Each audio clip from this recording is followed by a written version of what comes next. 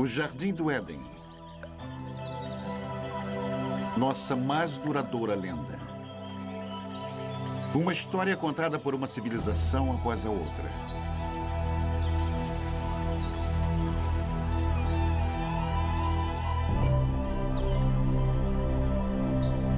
Uma história de sedução. A ira de Deus. Um paraíso perdido.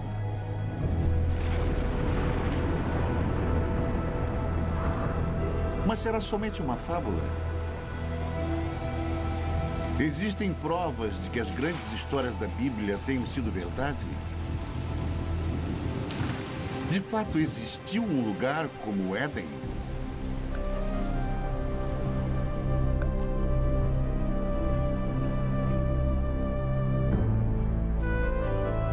Hoje, a procura pelo Jardim do Éden nos leva a uma terra seca e abandonada, a um lugar chamado Mesopotâmia. Mesopotâmia. Retorno ao Éden.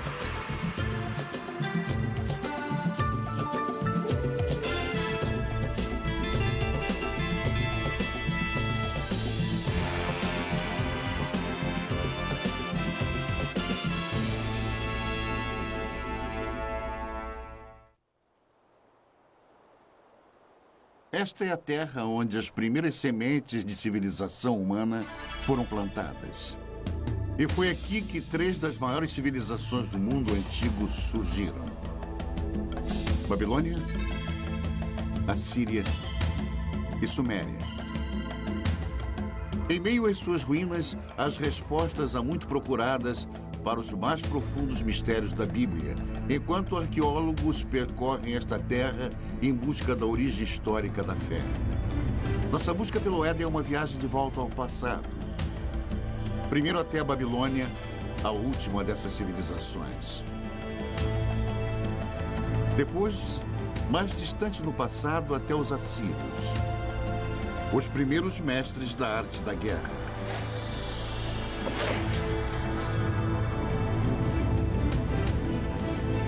E, finalmente, um momento no passado tão longínquo que somente o Éden poderia ter precedido. Até a Suméria e a criação da civilização em si. O grande arco da crescente fértil. Ao longo de mais de 6.000 anos, esta rica terra, situada entre os rios Tigres e Eufrates, deu início às primeiras grandes civilizações. Os gregos a chamam de Mesopotâmia. Nós chamamos de Iraque. Subpondo as camadas da história daqui, podemos trilhar as origens de nossas histórias mais antigas e nos transportar às raízes mais profundas da fé. Nossa jornada começa na margem oeste da Mesopotâmia, em Israel. Uma descoberta casual em 1947 voltaria a atenção do mundo para a arqueologia e para a Bíblia.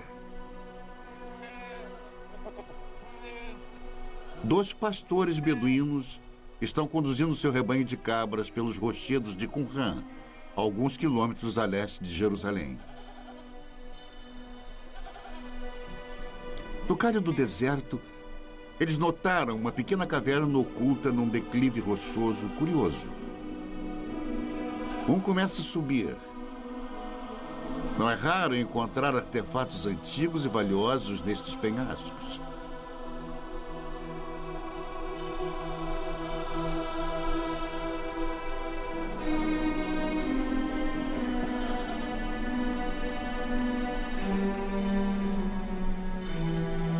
Dentro da caverna, o pastor descobre destroços de antigos potes, fragmentos de pergaminhos de couro e algumas folhas de papiro, tudo intocado desde o tempo de Jesus. Estas escrituras de uma seita judaica monástica chamada Essênios viriam a ser conhecidas em todo o mundo como os manuscritos do Mar Morto. Nas cavernas ao redor, centenas de papiros antigos seriam eventualmente descobertos.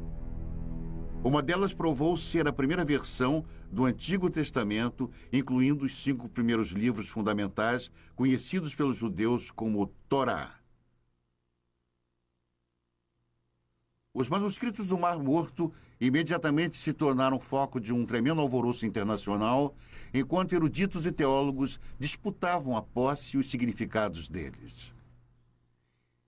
E a sensação foi importante. Isto foi descrito como um dos achados arqueológicos mais importantes. E são muito valiosos para os judeus, porque eram judaicos. Eles vêm de um período fundamental na história judaica. E muito valiosos para os cristãos, porque são contemporâneos de João Batista, Jesus e por aí vai. Portanto, são muito informativos. Mas, além disso, temos uma grande ligação emocional a esta obra. A Bíblia sempre foi um livro lido sob 2 pontos de vista: o sagrado e o histórico. Mas o tradicional Torá é sempre escrito à mão. As palavras são lidas enquanto o escriba escreve. Portanto, se tornam uma oração. E cada Torá é considerado sagrado a partir do momento que é escrito. Mas a precisão histórica da Bíblia nunca foi de fato comprovada. É um trabalho que continua até hoje.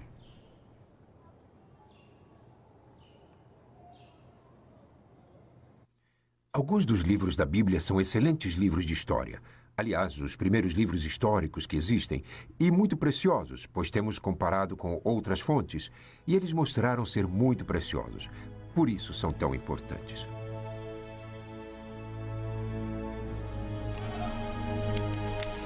A descoberta dos manuscritos do Mar Morto foi o evento mais famoso da arqueologia bíblica, mas não foi o primeiro. A ânsia por explorar a história bíblica tem uma tradição respeitável. É uma procura que começou na Terra Santa, mas levaria à Mesopotâmia.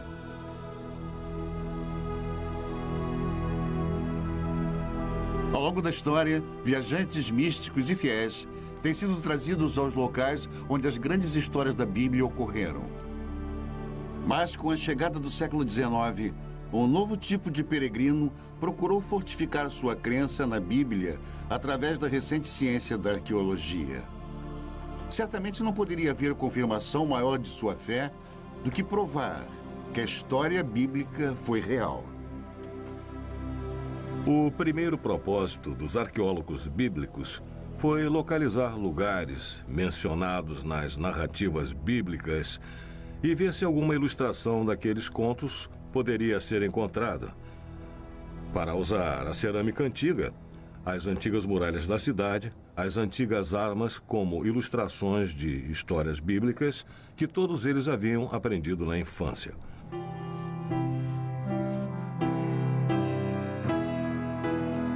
O prestígio de cada nação europeia na Terra Santa era medido pelos tipos de descobertas bíblicas que eram encontradas.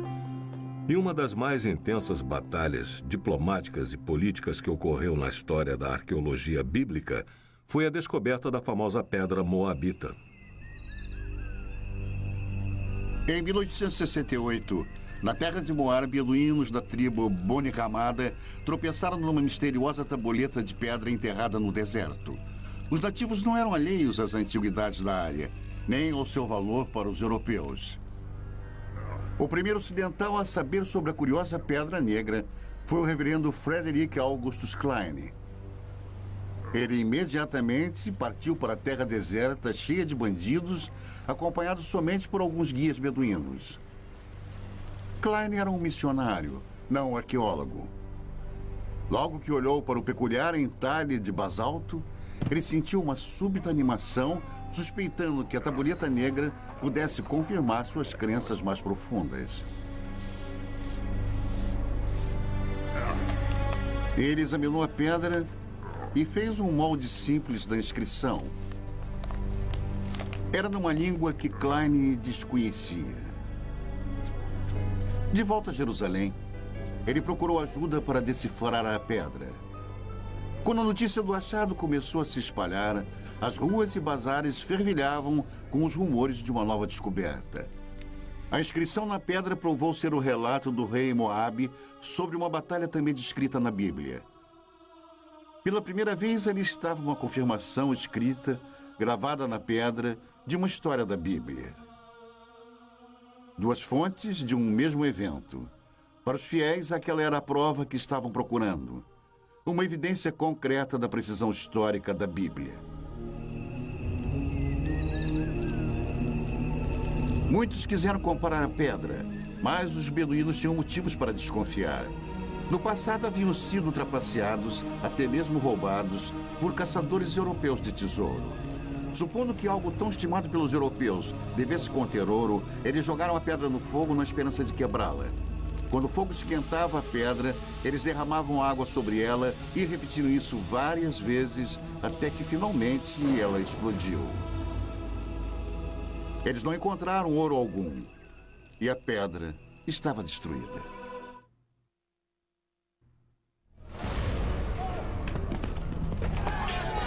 O ano é 586 a.C. O exército de Nabucodonosor, rei da Babilônia, invade Jerusalém com a ira de um Deus furioso. Estamos a quase 6 séculos antes do nascimento de Cristo. Os romanos ainda nem sonhavam com o império. É um capítulo negro na história dos judeus, enquanto a impetuosa estrela da Babilônia nasce. A Bíblia descreve o ataque babilônico. Cortou em pedaços todos os utensílios de ouro que fizera Salomão para o templo do Senhor. Todos os príncipes, todos os homens valentes, todos os artífices e ferreiros, ao todo de 10.000. Ele os levou cativos de Jerusalém à Babilônia. Os israelitas cruzaram mais de 800 quilômetros de deserto, seguindo antigas rotas de comércio pelas atuais Jordânia, Síria e Iraque até a Babilônia. Em Salmos 137, os israelitas lamentam: às margens dos rios da Babilônia, nós nos assentávamos e chorávamos, lembrando-nos de Sião. Como, porém, haveríamos de entoar o canto do Senhor em terra estranha? Fracos e exaustos, os israelitas chegaram à Babilônia, amedrontados com tamanha grandiosidade. Arrancados da modesta cidade de Jerusalém, eles contemplavam a majestosa capital do mundo antigo.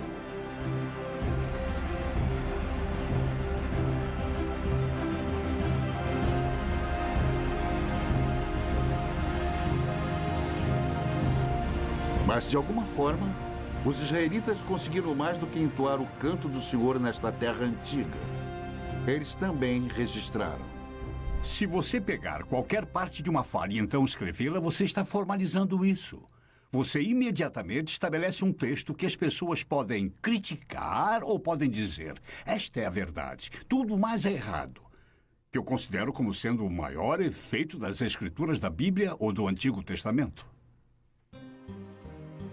Hoje, as muralhas reconstruídas ao redor da Babilônia estampam o nome de Saddam Hussein.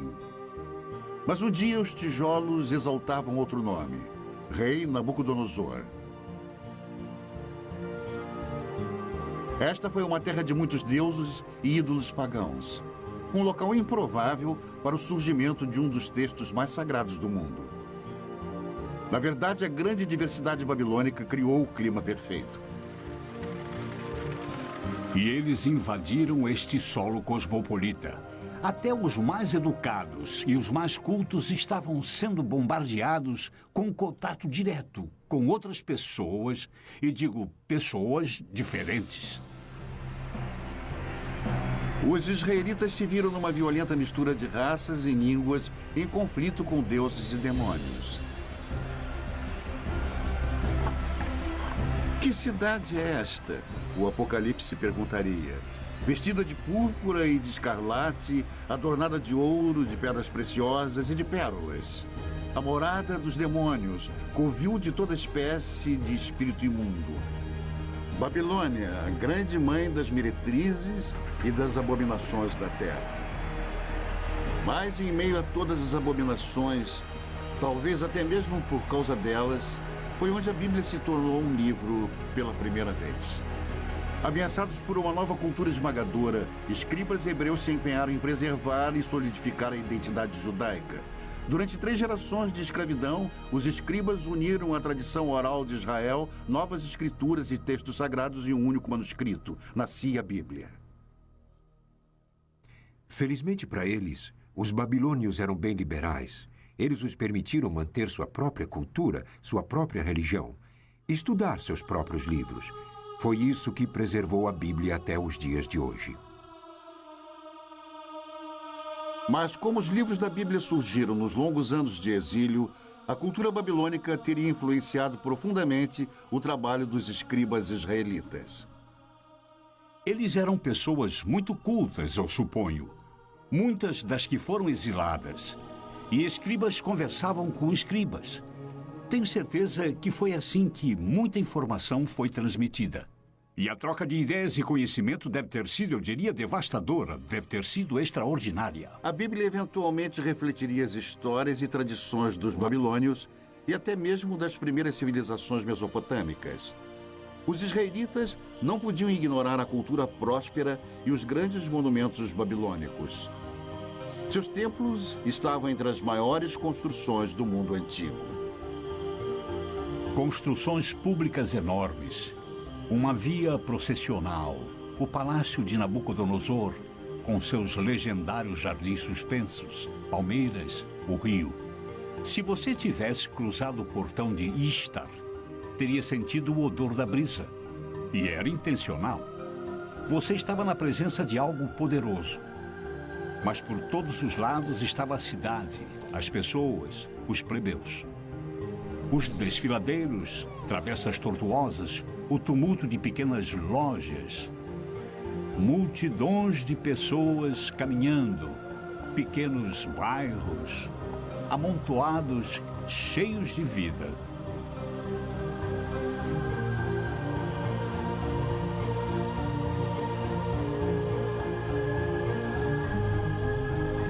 E foi aqui, a Bíblia nos conta, que um dos monumentos mais extraordinários da antiguidade subia até o céu.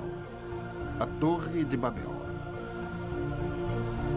Durante eras, aventureiros e peregrinos esperavam que, encontrando a famosa torre, pudessem provar a veracidade das histórias da Bíblia. Um dos que falharam teria escrito: nenhum homem ousa se aproximar da torre, pois está deserta e cheia de dragões e enormes serpentes e de bestas venenosas. Viajantes medievais afirmaram ter encontrado a torre.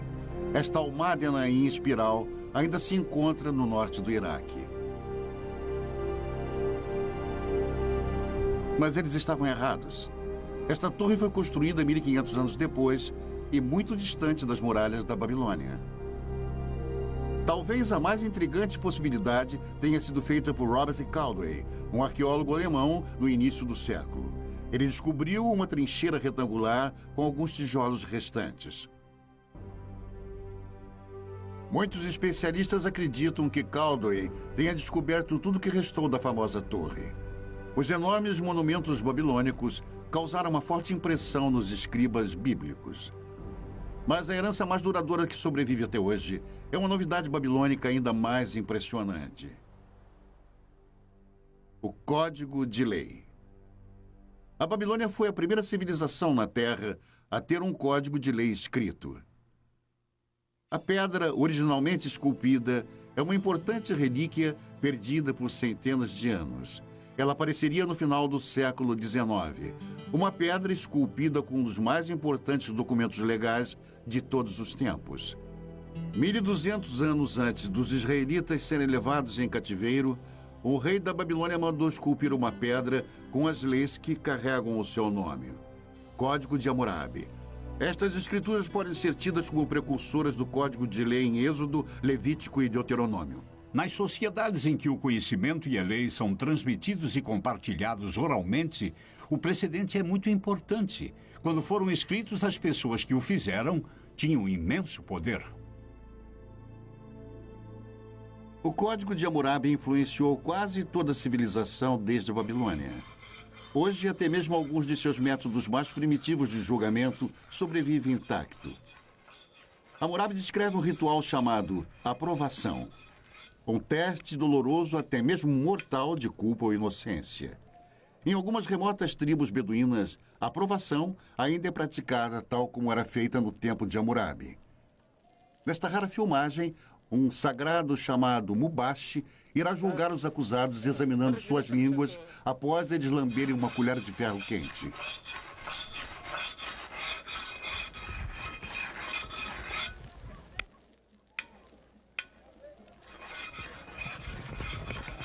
Estes homens foram acusados de roubo. Eles devem se submeter à aprovação ou serem considerados culpados por omissão. Os membros da família assistem ansiosos enquanto os jovens rapazes se preparam para o ritual doloroso.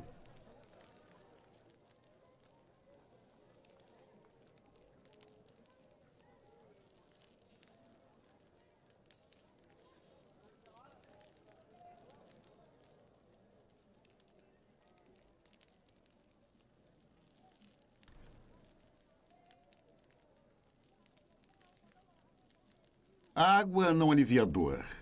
É para limpar e purificar o bebedor e prepará-lo para o julgamento. O homem sagrado reza e depois examina as línguas queimadas, buscando um sinal de Deus. Apenas o Mubashi pode definir culpado ou inocente e somente ele irá determinar o destino destes homens. Finalmente, um veredicto. Um homem é considerado inocente para grande alívio de sua família. O outro não teve tanta sorte. Declarado culpado, ele irá pagar pelo seu crime. A aprovação é um intrigante reflexo atual de Hammurabi, mas suas leis chegam ainda mais diretamente ao presente através da Bíblia. Hammurabi estabeleceu leis. Ele não inovou nada. Ele apenas estabeleceu por escrito as leis às quais eram realizadas pelos antecedentes há centenas, se não milhares de anos. Olho por olho, dente por dente, e princípios como este, muitos dos quais ainda se encontram.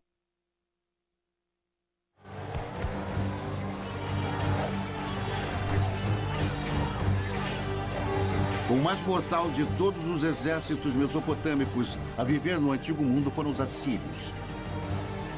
Na Bíblia, eles são os símbolos definitivos da tirania de sangue e opressão impiedosa.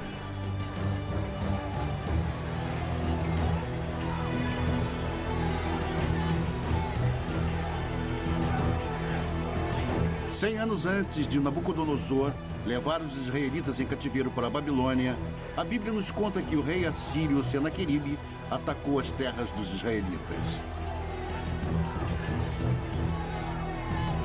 No segundo livro dos reis, a Bíblia diz: já tens ouvido o que fizeram os reis da Síria a todas as terras, como as destruíram totalmente.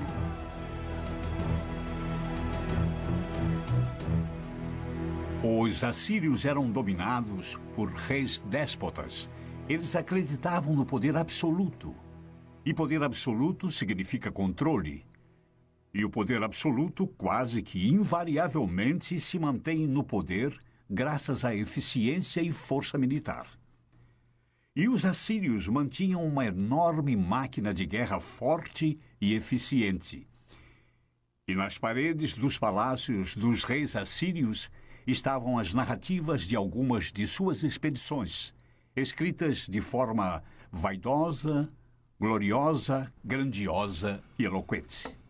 Os assírios, eles poderiam tomar uma cidade e empilhar as cabeças dos cidadãos dominantes do lado de fora dos portões, ou pegavam o rei da cidade, o esfolavam vivo e pregavam sua pele no muro, mas todos faziam isso. O poder assírio, simbolizado pela caça ao leão real, estava nas mãos de impiedosos reis guerreiros. Até mesmo a Bíblia demonstra uma relutante admiração. Eis que a Assíria e todos os grandes povos se assentavam à sua sombra. Ezequiel 31. Enquanto a cidade de Roma estava no início, a Assíria era o maior império do mundo. Por mais de 1000 anos, os detalhes sobre a civilização assíria eram poucos, Até a grande capital, cidade de Nínive, era desconhecida pelo mundo moderno. Então, em 1852, estas ruínas abandonadas foram exploradas pelo arqueólogo britânico Austin Henry Lerdy. O que Lerdy encontrou aqui no norte do Iraque foi nada menos do que a morada real de Nínive, um tesouro intacto da civilização assíria. Cavando a terra como um minerador, Lerdy descobriu grandes touros alados e obras de arte espetaculares escondidas dos olhos humanos por um milênio. O mundo estava admirado e vibrante com a nova descoberta. Nínive era outra cidade bíblica encontrada, mais uma confirmação da precisão histórica da Bíblia. Porém, a mais fenomenal das descobertas de Lerdy foi a grande biblioteca de Nínive, uma extraordinária coleção de 22 mil tabuletas de barro gravadas com a escrita cuneiforme dos assírios. A única comunicação direta que temos com as pessoas do mundo antigo, de fato, é o que eles deixaram em seus escritos. Podemos saber através disso o que eles comiam, como era a sua medicina, como era a vida em família, como era a sua política e como viam a religião. Os detalhes da vida diária dos assírios revelam uma sociedade patriarcal, um mundo onde plebeus e principalmente as mulheres tinham poucos direitos. Toda mulher assíria, quando ainda jovem, antes do casamento, ia ao templo de Estar, sentar nos degraus e ficava lá até que algum homem se aproximasse e deixasse cair uma pedra na barra do seu vestido. Então ela entrava com ele e tinha relações. Era assim. Mas neste mundo tirânico havia uma certa justiça. No casamento, até as mulheres tinham certos direitos. Uma mulher podia especificar em seu contrato de casamento que seu marido não poderia ter outras esposas. Ela podia especificar que ele poderia ter quantas prostitutas quisesse, mas não outras esposas. Mas se as mulheres comuns tinham direitos limitados, descobertas recentes revelam que as rainhas assírias dispunham de grande privilégio. Em 1989, o antigo palácio de Nimrod, ao norte do Iraque, foi o palco de um surpreendente achado. Os especialistas a consideraram a mais significante descoberta desde a tumba do rei Tutankhamon, o tesouro de Nimrod. Enquanto nós limpávamos uma das salas, descobrimos que havia algumas indicações de um túmulo no subsolo. Nós tiramos tudo e tentamos nos dividir. E descobrimos que ali havia corpos de pelo menos 2 rainhas. Densos braceletes de ouro ainda enfeitavam os seus ossos. Um tesouro real, enterrados há mais de 2000 anos. Esta filmagem memorável, feita por arqueólogos iraquianos, é um registro exclusivo de suas extraordinárias descobertas. Pela primeira vez, a tumba de uma rainha assíria foi encontrada intacta. A sepultura real ainda exibia uma maldição para proteger suas ocupantes. Para aquele que abrir o lacre e me retirar de minha tumba, que seu espírito vague sedento sob os amargos raios do sol, e que os poderosos deuses do inferno permitam que seu corpo e sua alma jamais encontrem um descanso eterno. Ignorando a maldição, os arqueólogos escavaram mais de 56 quilos de joias lindamente esculpidas, globos de cristal e requintados entalhes. Os antigos assírios eram mestres ourives e artesãos. Mas o valor desse tesouro é bem mais alto do que vale em ouro. Quando mortas, as rainhas assírias esbanjavam riquezas. Mas em vida foram seus reis que fizeram história. Reis com sede de impérios. No ano de 701 a.C., o rei Senaqueribe e seu exército se puseram a caminho do deserto em direção ao mar Mediterrâneo. Os corajosos assírios estavam determinados a conquistar tudo que passasse em seu caminho. As cidades de Judá, inclusive Jerusalém, e seu rebelde rei Ezequias. Fortalezas e mais fortalezas tombavam diante dos assírios, mas foi a cidade de Laquis cuja brutal destruição está nos registros históricos e na Bíblia. O cerco a Laquis É um ótimo exemplo de como o exército assírio invadiu a cidade, a cercou, a sitiou e a conquistou, e levou seus habitantes como escravos, os que não foram executados, homens, mulheres e crianças. A técnica era muito simples, era uma conquista bruta, rápida e sistematicamente eficiente. E nos baixos relevos dos palácios assírios, dá para ver os mecanismos de cerco, os soldados avançando nas colinas com os escudos por cima os protegendo dos entulhos atirados. Mas eles não tinham chance. Os outros eram soldados profissionais, eram uma máquina.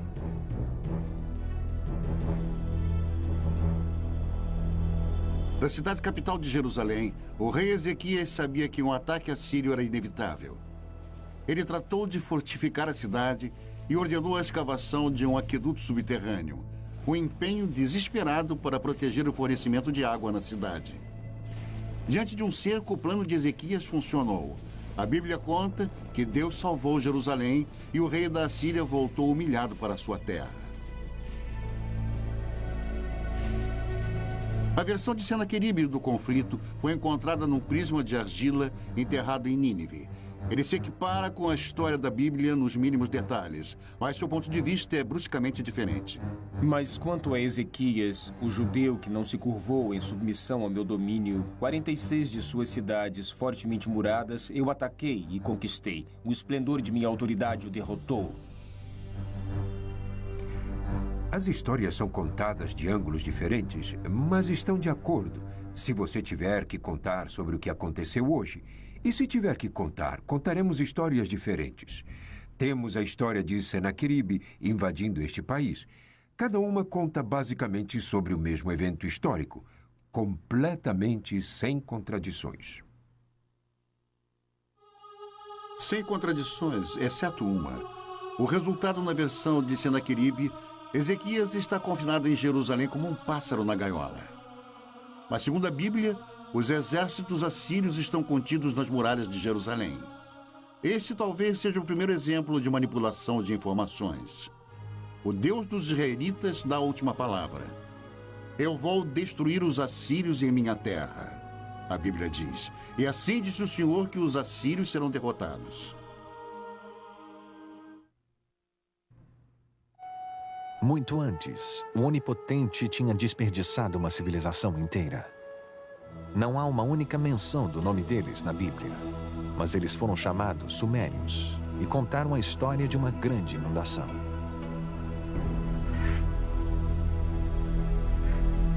É uma das mais famosas histórias de toda a Bíblia, a saga da Arca de Noé.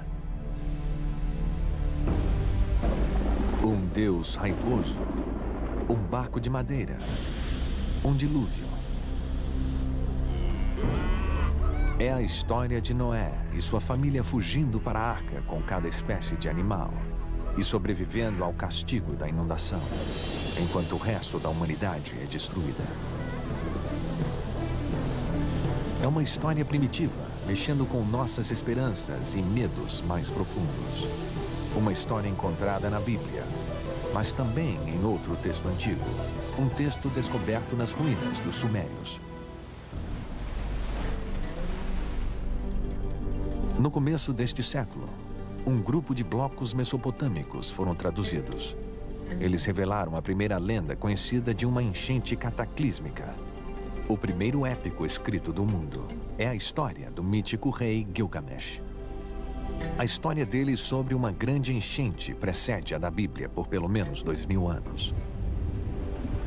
Por 7 dias e 7 noites, uma enchente tinha invadido a terra e o barco gigante foi lançado pelas tempestades. O barco navega até uma montanha. Ele solta os pássaros, que é a história que tem uma semelhança com a enchente bíblica. É uma história maravilhosa. Mais de 5.000 anos atrás, a história do grande dilúvio foi contada primeiro aqui, nas cidades antigas da Suméria, Uruk, Eridu e Ur. Na Suméria, encontramos o início de quase tudo que nos fez civilizados. Eles inventaram a roda, o governo e a jardinagem. Suméria, a primeira civilização na Terra. Em uma terra sem pedra, eles projetam tijolos de barro, como aqueles ainda feitos e usados hoje. E daqueles simples blocos de construção, eles levantaram os primeiros grandes monumentos, chamados zigurats, construindo templos que invadem dezenas de metros pelo ar. Os sumérios inventaram 1 minuto de 60 segundos e até mesmo o adolescente problemático. Onde você foi? Não fui em lugar nenhum. Se você não foi a lugar nenhum, por que fica perdendo tempo? Vá para a escola. Fique na frente do seu professor. Narre a sua lição de casa, escreva o seu trabalho. Você me entendeu?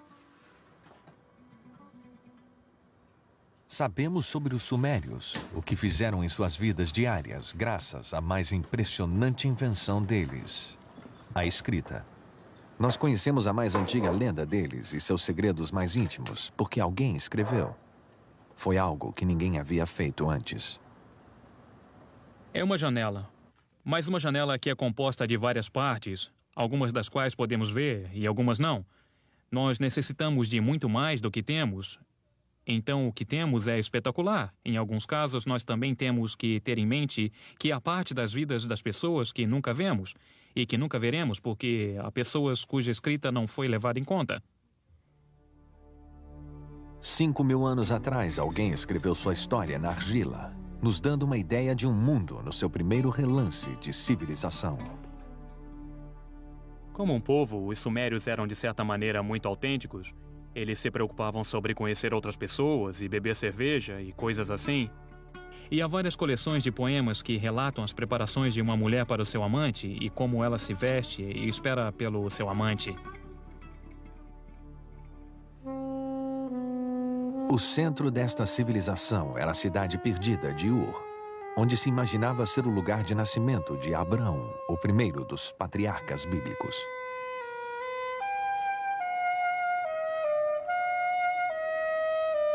É o sumário de uma cidade bíblica em termos arqueológicos, porque era um lugar de uma das mais famosas escavações arqueológicas que já ocorreu entre os anos 1920 e 1930, por um notável arqueólogo britânico chamado Leonard Woolley. Um arqueólogo britânico descreveu a arqueologia como sendo a ciência dos detritos ou restos, o que é verdade. Mas me dê um arqueólogo que possa fazer pedras e ossos e tijolos e potes criarem vida. Leonard Woolley era assim. Ele pegaria pessoas num passeio por um pequeno quarteirão de Ur, onde as fundações da casa estivessem expostas, e conforme fossem andando, ele falaria da vida das pessoas que viveram nestas casas. Falaria sobre os fornos, as janelas, os tetos rebaixados, os móveis. E Ur, nas mãos de Woolley, ganhava vida. Woolley cavou este enorme buraco. Ele ia através da cidade e se tornava cada vez menor. E então havia esta inútil camada de lodo. E Woolley recontava como a mulher dele veio e olhou para aquilo. E ela era uma senhora simples. Olhou para aquilo e disse: "Oh, aquilo é a enchente." E luzes se acenderam. E Woolley disse que isto era uma evidência do dilúvio bíblico. E o que ele fez? Trouxe dinheiro. E Ur foi uma das escavações que foi vendida brilhantemente.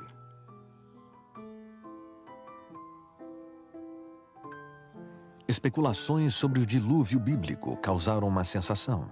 Mesmo sem uma prova concreta, foi como se a ciência e a Bíblia tivessem se unido no desolado deserto do sul do Iraque. Woolley iria finalmente desenterrar um tesouro indiscutível. Uma descoberta que trouxe visões extraordinárias para esta primeira das civilizações. As tumbas reais de Ur. Cavando na lama grossa, Woolley descobriu 74 esqueletos arrumados cuidadosamente, todos enterrados ao mesmo tempo. O sepultamento contou a chocante história de uma jornada final de um rei para o além e daqueles que o acompanharam. E a partir disto, ele desenvolveu uma notável história de um funeral real. E a história dele foi algo assim. Primeiro eles cavaram este grande buraco com uma lâmpada de um lado. No buraco, levantaram um sepulcro com pedra na qual o corpo do personagem real foi colocado.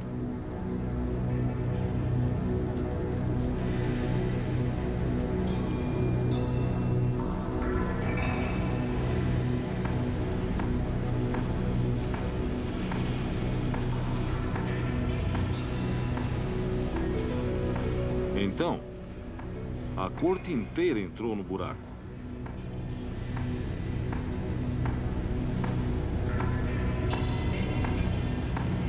Todos se alinharam e ficaram lá com pequenos potes de argila em suas mãos. E então, no sinal, todos beberam veneno.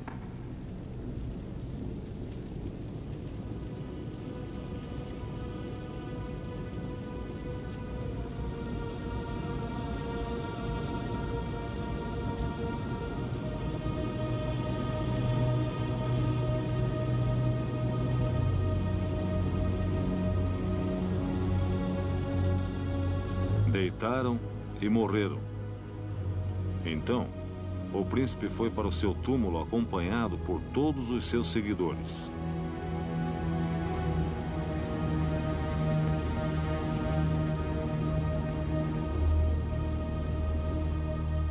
Isto se tornou uma das grandes descobertas, um dos maiores funerais contados na arqueologia da história antiga. A descoberta dos túmulos em Ur foi um triunfo para a arqueologia, revelando os segredos antigos da primeira civilização. Mas a ciência sozinha pode nos levar só até lá. Onde a trilha acaba, o épico de Gilgamesh traz as pistas atormentadoras finais. Pistas que nos levam de volta a um jardim e a um lugar chamado paraíso.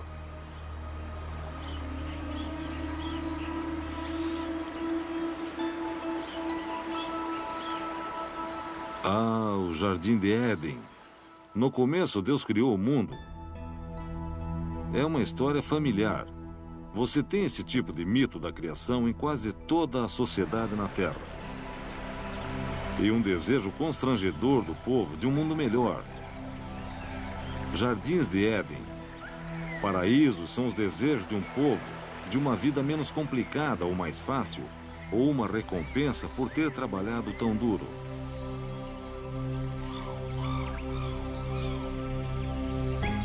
No antigo épico sumério de Gilgamesh, o nome dado ao paraíso é Dolmen. É um lugar além da habitação humana normal e como se apresenta no mito sumério da enchente, que é onde os sobreviventes da enchente foram morar. E há outros mitos que mostram Dolmen como um lugar onde tudo era perfeito.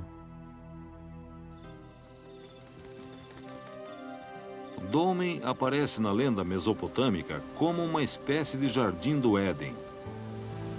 Como um tipo de paraíso, um lugar de verdejante frescor e água abundante, e ventos e brisas. É um lugar de maravilhas, um lugar perfeito. É também o lar para uma serpente. No épico antigo, a serpente rouba a flor que gera a imortalidade. E assim como Adão, Gilgamesh deve deixar o jardim e morrer. A ideia do paraíso parece universal. Mas no que se baseia? Este lugar existiu? A resposta indica um lugar encantado e real. 640 quilômetros ao sul da antiga cidade sumeriana de Ur, fica a ilha de Bahrein. Um mercado essencial nas rotas do comércio através dos desertos áridos e mares salgados da Mesopotâmia.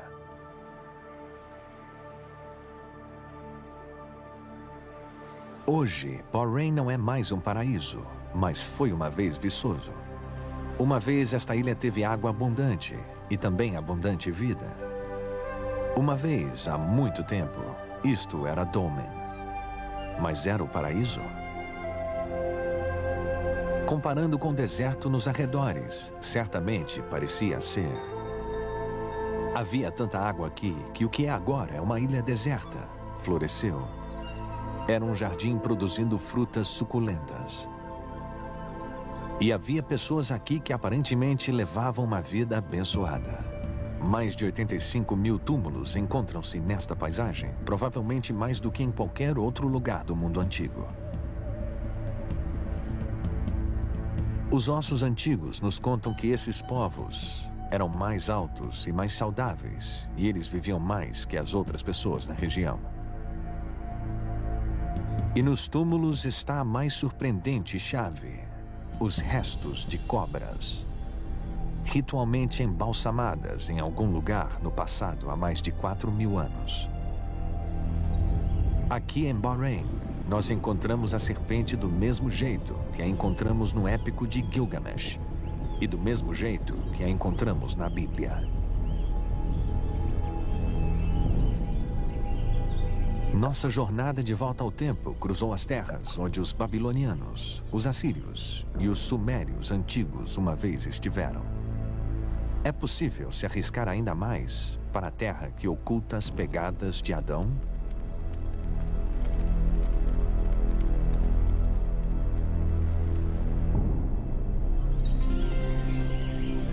Aqui, fé e razão devem caminhar juntas. Nós agora sabemos que houve uma ilha paradisíaca na Mesopotâmia. É nossa escolha acreditar que era o paraíso.